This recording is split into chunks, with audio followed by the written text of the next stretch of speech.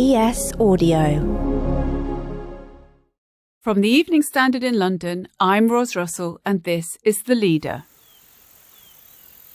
The beautiful sounds of Gorongosa National Park in Mozambique, where lions, buffalo and elephants roam in green floodplains and steamy tropical forests.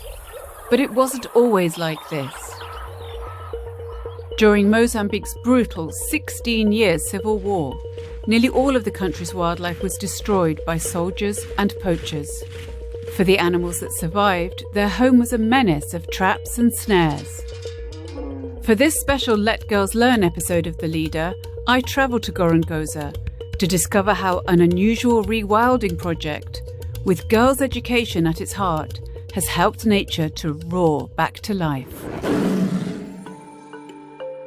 Gorongosa's transformation began in 2004 when American philanthropist Greg Carr visited the park and was inspired to invest $40 million of his tech fortune into reviving and rewilding its 1 million acres. Carr decided to do things differently. Gorongosa was no longer to be a gated park accessible only to wealthy tourists or game hunters, as it was under Portuguese colonial rule. For the park to thrive, the people living around it needed to be invested in its future. Larissa Souza from Gorongosa's communication department has lived and worked in the park for 7 years. She explains more. The park was officially declared as a conservation area in 1960 by the Portuguese government. And then a few years later, unfortunately, there was a civil war here in Mozambique, which lasted until 1992. And then after that, only a few years later, that's when they started with the restoration of the Gorongosa National Park.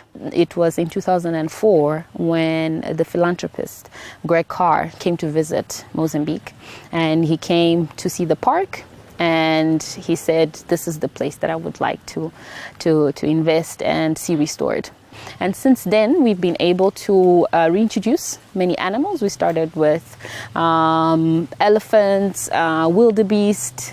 We also did some hippos, some zebras. We did not reintroduce lions because their population then naturally started growing back again. Alongside that, we are also working with the human development, so the people that live around the park. They are one of the most important stewardess and activists for this park. In general, women are the ones that are most vulnerable, but at the same time, the ones that are the key factor for society to change. The park's warden, Pedro Magora, is a forestry expert with decades of experience in conservation work. For generations, his family has lived on the edge of the park.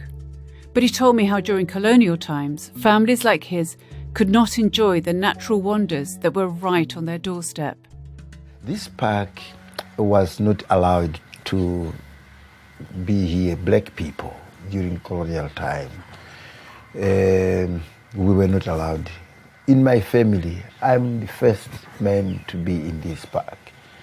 And my father and my mother, they died, and they did not visit this park because they died when I was not yet in this park, which means that socially this park was not as now. We can see Africans here, Mozambicans, foreigners. And environmentally, this park used to be part of hunting concession, then used to be cotton production area, then was transformed to be a national park. And economically, this park was very poor, was somehow okay during colonial time, then very close to disappear during war, civil war. Then after war, fortunately, we had Greg Carr came in, and now he's doing fine. I can summarize saying that if all national parks in Mozambique, in Africa, if national park comes to this level, in terms of social, environmentally, and economically. This park is a model. I've been in other countries like Kenya, Tanzania, Zimbabwe, South Africa. I never been in a place whereby people are considered to be epicenter of conservation. To restore the park's wildlife after the war, Mwagora and his team reintroduced populations of elephants, buffaloes, zebras, leopards, wildebeest and wild dogs. The rangers saw that other species, such as impala and waterbuck, rebounded spontaneously once the guns fell silent and the traps were cleared. Just 6 lions survived the war. Now there are around 200, roaming the park's forests and savanna. Today, the park is the biggest employer in Sofala province in central Mozambique, in jobs ranging from safari guides to drivers and welders to scientific researchers. Local communities have access to the park to grow forest coffee in return for planting native trees. And school children are taken on safaris, free of charge, to spot the park's lions, hippos and crocodiles. Time for a quick ad break. There'll be more from Let Girls Learn in just a moment.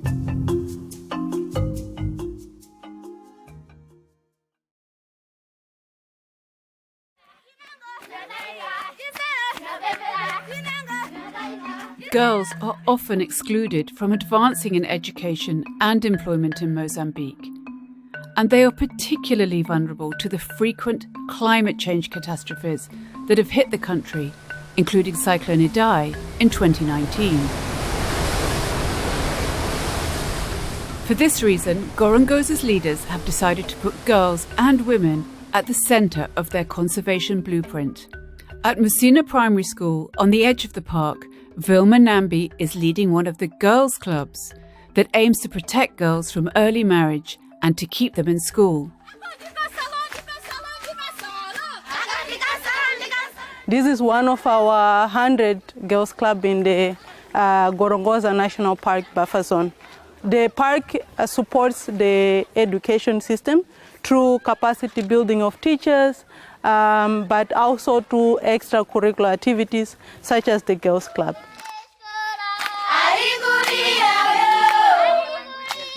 We also reinforce the ability to read and write, which is one of the limitations in our rural areas.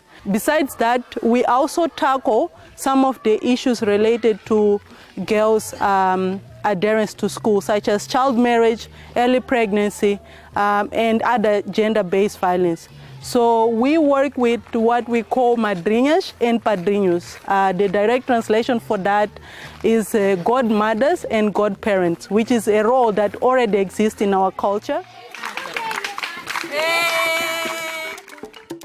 One of these madrinas, or godmothers, is 30-year-old Marta João Meke, who looks out for 4 girls in her village. The work we do in communities is that we make parents aware that their daughters shouldn't be married off early, at least until they're 20 years old, and we tell them they should let their child study for their own good. Gorongosa offers girls a glimpse of a future they could not have dreamed of a generation ago. For those who want to go on to pursue science, there are internships and a master's degree program for young women at the park. And Gorongosa was the first park in Mozambique to allow women to train to be rangers. Having focus on women, we also want to tell the story that women can be anything they want. Being a ranger was something that was only for men because it's physical, because you need to carry 10 kilos on your back walking under the sun. But then we challenged it. No, women can do that as well. The same way women can go to the army.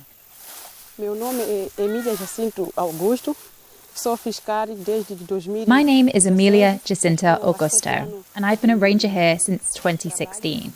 I've been working here for 7 years. Our training is a bit difficult. For a woman to do this job, you need courage. I'm also a mother. I have 2 kids, and the challenge is to stay 21 days away from the children. It's not easy, but we still have to continue to work. We can't give up saying, but I'm too far from the family. No, we must continue. Larissa Souza sums up what Gorongosa is today. For somebody who's never been to Gorongosa, I would describe it as a place of hope. We have brought a lot of hope to people and to the animals. And so to be able to see these two things come together and coexist, it's just the most amazing thing that you can do and experience. And that's it from this special Let Girls Learn episode, the last in our series. You can find out more about the series on our website, standard.co.uk. The leader is back on Monday at 4 p.m.